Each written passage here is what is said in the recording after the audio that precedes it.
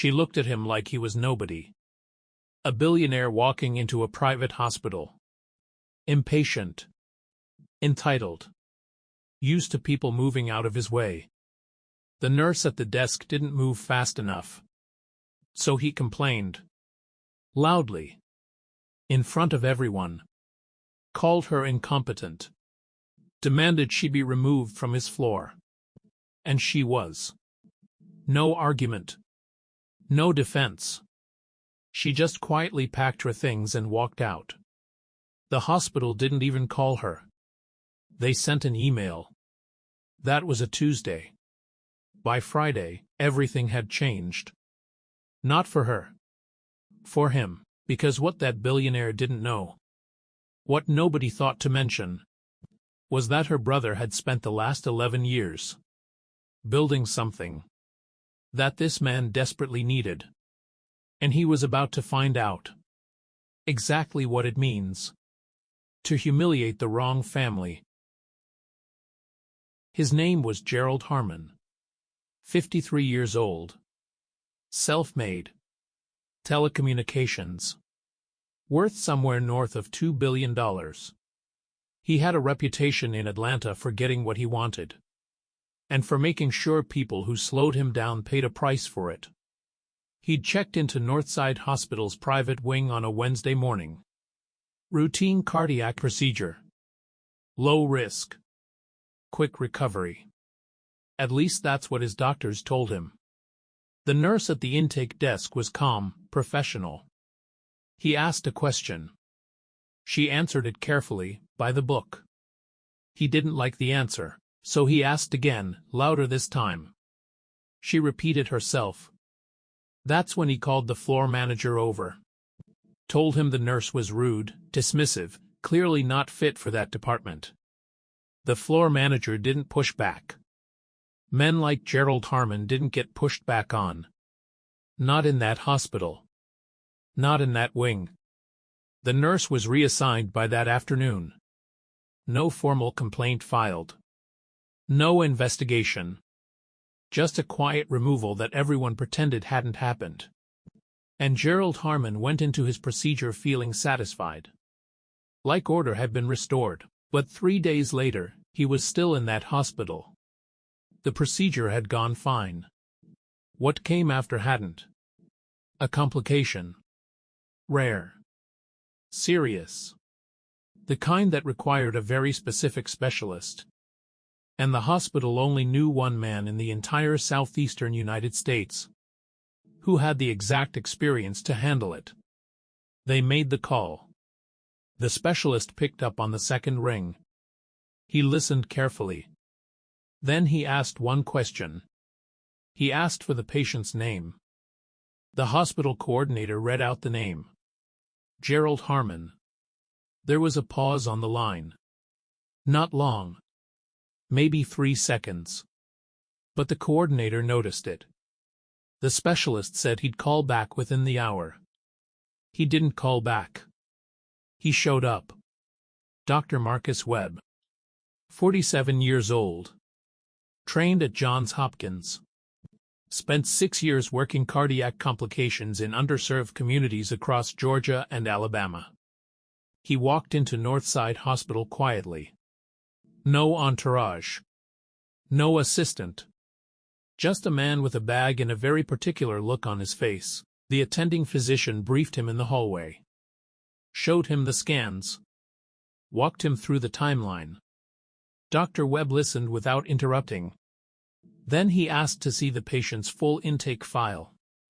The coordinator handed it over. Dr. Webb flipped through it slowly. He stopped on one page. The reassignment notice. One paragraph. Dated 3 days earlier. He read it twice. Then he closed the file and handed it back. He said nothing about it. Not then. He walked into Gerald Harmon's room professionally, introduced himself, reviewed everything firsthand. Harmon was weak but alert. Still had that edge in his voice. He asked Dr. Webb where he was trained. Like he was sizing him up. Dr. Webb answered calmly. Then he stepped out to consult with the team. What nobody in that hospital knew yet, what even the attending physician hadn't connected, was that the reassigned nurse from 3 days ago had the same last name as Dr. Marcus Webb. Same last name. Same address on file. They were brothers. And Dr. Webb had just read exactly how Gerald Harmon had treated his family. Dr. Webb didn't confront anyone. He didn't raise his voice. He didn't make a scene. He simply did his job. Reviewed the scans again. Spoke with the cardiac team. Outlined a treatment path. Professional. Precise. Unreadable. But that evening, he made a phone call. Not to the hospital administration. Not to a lawyer. He called a former colleague at Emory University Hospital. A man named Dr. Raymond Price. One of the most respected cardiothoracic researchers in the country. Dr. Webb didn't ask for advice. He asked for a second opinion on the case, standard practice. Completely within protocol. But here's what made it significant. Dr. Raymond Price sat on the credentialing board of 3 major hospital networks in Georgia, including Northside. And Dr. Webb knew that. When Dr. Price reviewed the file remotely that night, he flagged something. Not about the patient. About the hospital's handling of the case.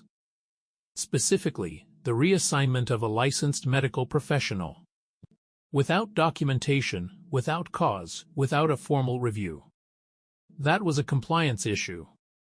A serious one, the kind that triggered mandatory internal review under Georgia's healthcare regulations. By the next morning, Northside's chief medical officer had received a formal inquiry.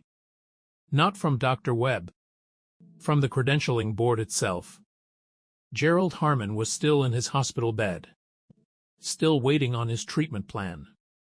Still completely unaware that the quiet specialist he'd barely acknowledged had just set something in motion. That had nothing to do with medicine. And everything to do with accountability. But the story wasn't over, because Gerald Harmon was about to make his second mistake. Someone on Harmon's legal team had done some digging. They'd figured out the connection. Webb.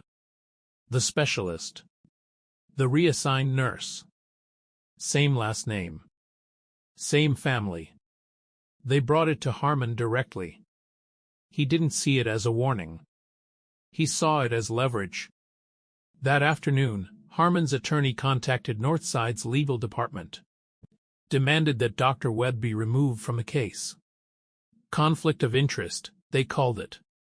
A formal letter. Professionally worded. But the message underneath was clear. Get him out. The hospital was caught between 2 very uncomfortable forces. On one side, a billionaire patient threatening litigation. On the other, an ongoing credentialing board inquiry. That they desperately didn't want escalating. They asked Dr. Webb to step back voluntarily. He agreed. No argument. No resistance.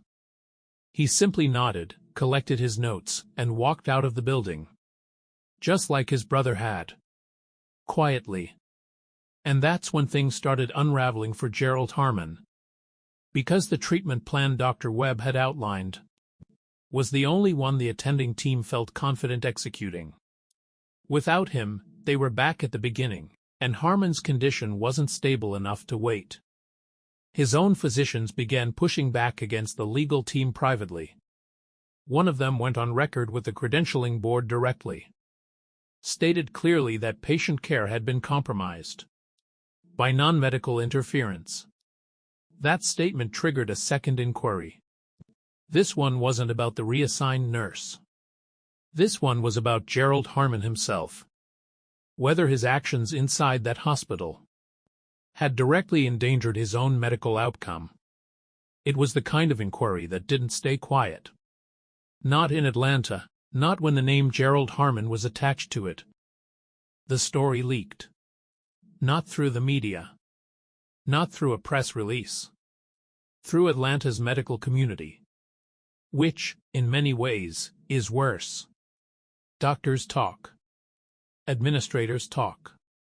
And when a billionaire's name gets attached to a credentialing board inquiry, people start asking questions publicly. Within 2 weeks, 3 separate physicians had declined to consult on Harmon's case. Not because of the medicine. Because of the man. His legal team tried to contain it. Issued statements. Made calls. But the credentialing board inquiry was already a matter of record. That couldn't be walked back. Meanwhile, Dr. Webb had quietly resumed work at Emory. He never gave an interview. Never posted anything publicly. Never once mentioned Gerald Harmon by name. He didn't need to. The facts were already doing the work. Harmon eventually received treatment. A different specialist. A longer recovery. A process that took 3 weeks longer than it should have. His attorneys settled the compliance matter privately. The terms were never disclosed. But Northside Hospital revised its staff reassignment policy within 60 days, required documentation. Mandatory review. Clear cause. The kind of policy that should have existed already. As for the nurse who started all of this, he returned to work. Different floor. Different hospital. No fanfare. Just a man doing his job. The same job he'd always done. Gerald Harmon never acknowledged what happened publicly. But in Atlanta's medical circles, his name became a quiet lesson. About power. About who actually holds it. And about the cost of mistaking dignity for weakness. If this story made you think, you know where to find more.